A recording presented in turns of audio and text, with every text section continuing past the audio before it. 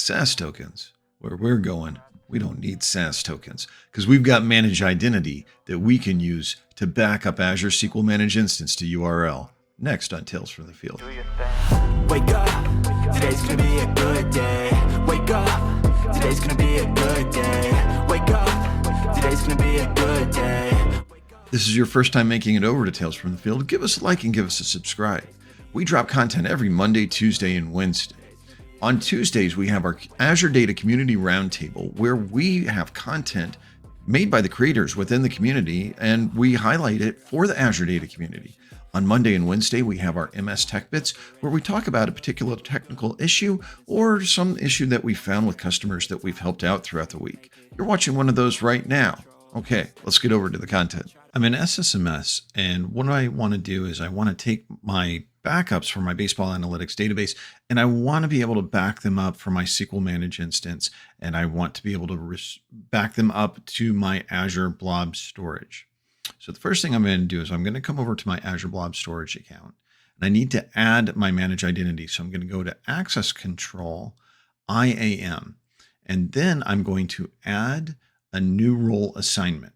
Now, this is where I'm going to go in. I'm going to choose my role. I'm looking for Storage Blob Data Contributor because this is going to give me all the rights that I need. I'm going to select this role, and then we'll go ahead and we're going to click Next, and I will choose a managed identity because that's what I want. I want the service. So I'm going to say Select. I'm going to then select my Azure SQL Managed Instance. I'm going to select my instance, click OK. And then I'm going to come back, just validate that everything looks okay, click OK again. And this is going to get me to the next screen where I can go ahead and finally create the role assignment. I'm going to go ahead and click that. So I can see I'm already adding it. The role is added super quick. Now I can come back into SSMS. I can use my master database, and then I can create the database scope credential that I'm going to need for this with managed identity. That's the key there. We're not using a SAS token this time. So I'm going to do a backup of my baseball analytics database and just validate that this is working correctly. Sure enough, backs up very, very quickly. Now I can go back over to the Azure portal. I'm going to click on containers. Then I'm going to click on SQL backups, baseball analytics. That folder was created, and there's my backup. Fantastic. Everything's in place. Now, I don't want to just do this once. I'd like to set this up on a reoccurring basis. So I'm going to head back over to SSMS. Now I need to make my statement a little more dynamic. This is an important concept for us to understand because the reason that we want this to be dynamic is so that way we don't have the same backup and the same backup date. I can back up on one day and it's not going to override the backup on the next day. I want to be able to keep my series of copy-only backups so that way I can back up and restore what I want. Okay, let's head back over to SSMS. Now let's look at how we're making this dynamic. So I'm going to take and make a dynamic SQL statement out of my backup statement. And one of the key things that I need to make sure to do is I need to make sure to append the date time. And I'm going to do this by setting a format and also casting. Now you'll notice I've got dashes and not slashes. And part of that reason is if I put those slashes in there for month, day, year, that would actually create new directories in Azure Blob Storage. So I'm going to be using dashes to separate my date. Now, if I run this statement, what I want to validate is that I'm getting a different statement, a different backup name each time because I'm appending the date time associated with it. So for example, if I take a look at this backup, I can see that the date and the time is put on here. Now, what this means is down to the second and the millisecond, because I've got milliseconds in here. If I were to back up, as long as I'm not backing up in the same millisecond, I won't have an issue overwriting my database. And as a matter of fact, if I run this again, I compare these two, I can see that I have different backup names. Okay, that's perfect. This is the exact format I wanted to have this in. This statement is now ready for us to be able to put it in a SQL agent job. I'm going to clean this up, and then I'm going to copy my statement. Well, actually, I'm going to test my statement first because I was just printing it, right? Well, we need to validate that this actually runs. So let's run this.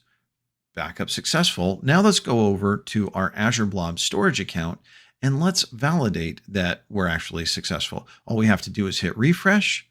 There's our backup. Backup with the exact name I was expecting around that time. Perfect. everything worked the way we wanted it to. Now we can head back over to SSMS and we can put this in as agent job. I'm going to copy my statement, and then I'm going to go over to SQL Server Agent.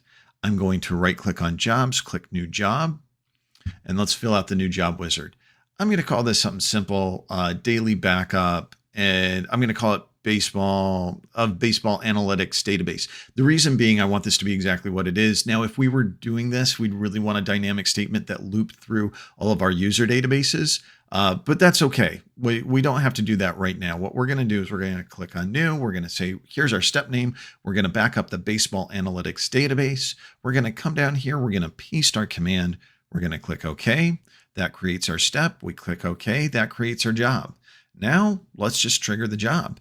I'm going to click start job at step 1 because there's only one step. It's going to run. We see it's a success. Now we can head over back to our Azure Blob storage. And what we can do is we can validate that indeed we have a new backup by refreshing. There it is. And it also didn't conflict with the name. We've got our individual backup. So now I'm good to go to set this up. I just need a schedule now. We covered a lot today. We covered how you use a managed identity to be able to back up copy-only backups from Azure SQL Managed Instance into Azure Blob storage. Now, part of the reason that we did that and why we did that is because our alternative is to utilize SAS tokens. Now, keep in mind, when we provision a SAS token, first off, we can't set it to expire except for the time frame that we've already preset it before we create the SAS token. We can't invalidate the SAS token after it's created until it reaches that expiration date.